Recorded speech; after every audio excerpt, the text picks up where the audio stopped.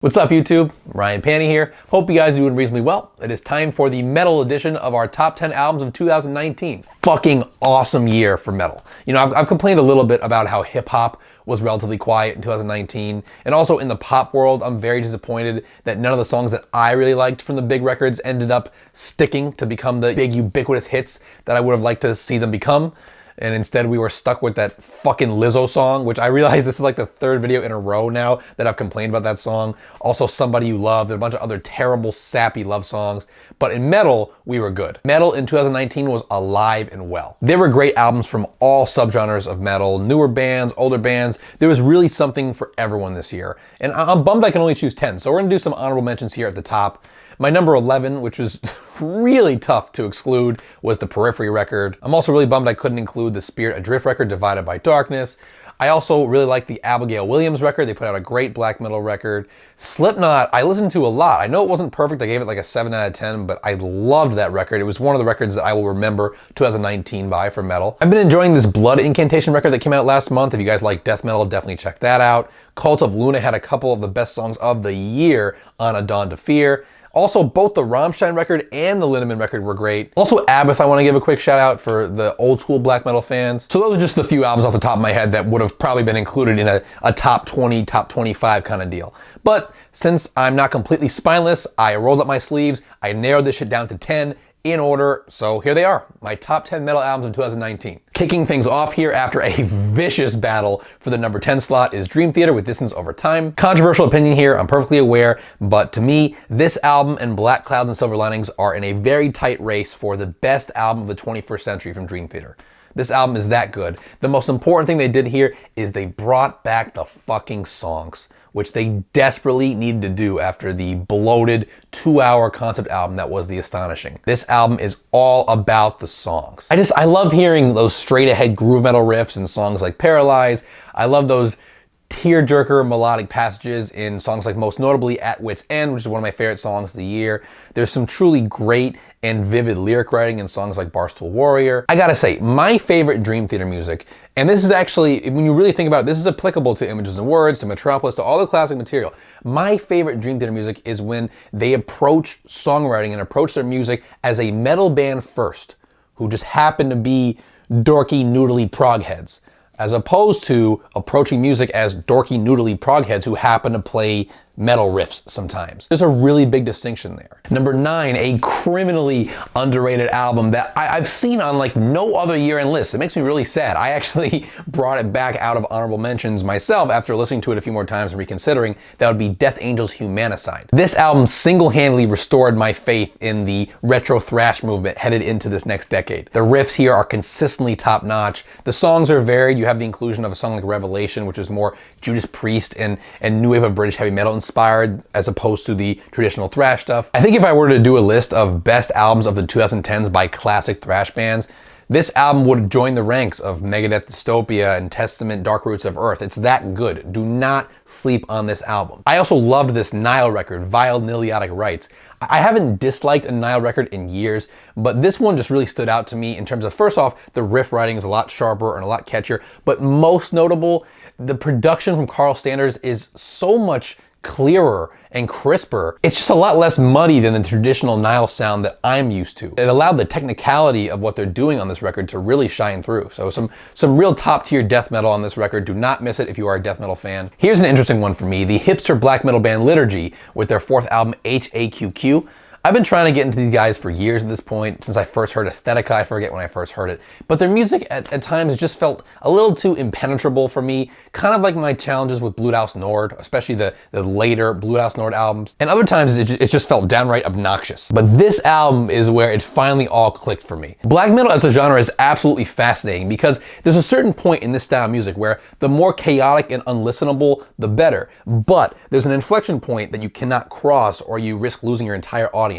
And on this record, Liturgy absolutely danced circles around that inflection point on songs like the title track. The song HAJJ just cracks me up with how off the wall but fresh it sounds, and how it occasionally feels like you're being trolled as a listener. I enjoy that feeling. Overall, I'd say that if you've never listened to black metal with this anything goes compositional approach that Liturgy has, you don't have to love it, but it will certainly be a mind-expanding experience to give this album a try. It's worth your time, and with repeated listens, you'll find more and more beauty tucked away into these songs. I loved Venom Prison's sophomore record, Samsara. These guys and gal are proven to be the real deal, and this record actually ups the ante from the first one in a lot of ways. Larissa Stupar in particular, the front woman, is a fucking savage on the microphone. Destructive. That's the only adjective I can use to describe the aggression and the extremity and the meanness of this record. See, I like records that are not just extreme and chaotic, but mean, and this album is both. It's Pantera and it's Nails. Also, am I twisted for finding this record like oddly soothing? For some reason, I love to like lay down at night and listen to this in my headphones. It's probably just because the music is so chaotic that my AKGs really cut through that mix, especially because it's so bottom heavy. It is one of those rare extreme metal albums that's so uncompromisingly heavy, but it's also musically interesting. So you end up listening to it as much at the gym as you do just hanging out and winding down. Cracking the top 5 here is, and if I can only push one album on you fuckers that I really think deserves your attention, it's this one, the self-titled Astronoid LP. This band make just dreamlike, blissful, at times entrancing metal songs. And I'm sorry if this sounds really corny, but songs on here like I Dream in Lines and Breathe and I Wish I Was There While the Sun Set, they make me feel like I can fly, like R. Kelly. I'm serious, I feel like I'm soaring above clouds with these delicate but powerful melodies and this really interesting contradictory music that rhythmically is complex and supercharged, but emotionally radiates nothing but happiness and joy and peace. It's just a breathtakingly beautiful record. Please go support these guys. Check them out. Number 4, my big shocking conversion here. And no, I'm not talking about the Mike Pence gay therapy. Fit for an Autopsy with the amazing Sea of Tragic Beasts. I wasn't really a big fan of this band. I was not impressed at all by Great Collapse. I never heard a whole lot in their sound that differentiated them from the rest of the deathcore pack. But this album, I am converted. I'm all in. I am so impressed with the songwriting, the way they're able to make songs like Shepherd equal parts technical and flashy, and bludgeoning, and memorable. They're able to make this album apocalyptically heavy at times, but they never lose sight of the songs. And Mourn, which is probably my favorite song from the album, is a perfect example of that balance. Also, Your Pain Is Mine with that cool mid-tempo groove, and Napalm Dreams, the closer, is a real dynamic send-off to this record. Warfare is maybe the only song on here that kind of veers into that brute force deathcore territory, but even that one I like. And in general, I'm just overjoyed with that amazing feeling that comes with giving a popular band that you're not really into a second chance and them winning you over. Kudos to Fit for an Autopsy, man. They just gained themselves a big fan. Number 3, Numenorean's Adore. I ranted and raved about this in the mid-year list.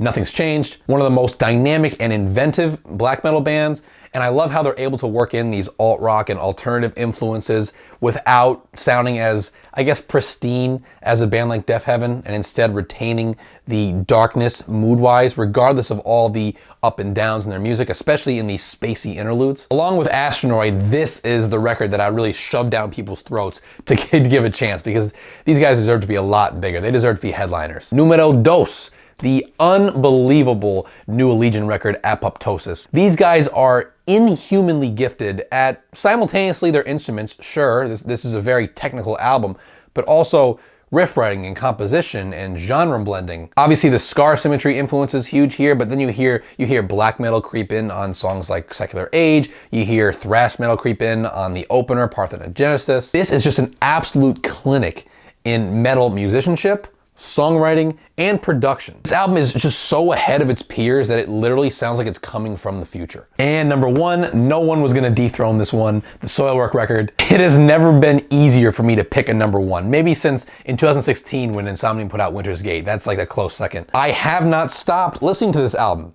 Like at all. It's December now, and this came out in what, January? And usually when I do these year-end lists, especially for albums that came out earlier in the year, I have to do a quick little refresher. But it's like, I was just listening to this album yesterday and a few days before that. Like it's never come out of my rotation. This is another album that really blindsided me because Soilwork have been so good for so many years now, I just never envisioned that there was this much more room for growth. You just figured, okay, they've made a bunch of great records. They have settled into their comfort zone now.